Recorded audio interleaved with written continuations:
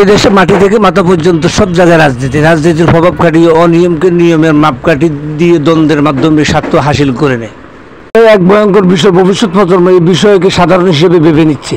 দেশকে শক্তিশালী ও উন্নতির জন্য সচিবালয় সহ সকল সরকারি দপ্তর রাজনীতি বন্ধ করলে জনগণ ও রাজনৈতিক ব্যক্তিত্ব তার যোগ্য স্থান ও মর্যাদা। বাংলাদেশের গরিব মধ্যবিত্ত মানুষগুলো দিন রাত বাঁচার জন্য লড়াই করে যাচ্ছে, আর দেশের সর্বোচ্চ ভাগ্য গচ্ছিত যাদের সৎ কর্মের মধ্যে তারা তাদের ব্যক্তিগত সুবিধার জন্য রাজনীতি নিয়ে ব্যস্ত।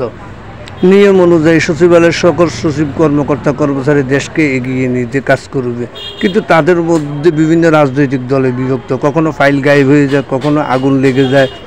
শাস্তির ব্যবস্থা করলে আন্দোলন করে সরকার ও জনগণকে বিভ্রান্ত করে ফেলে।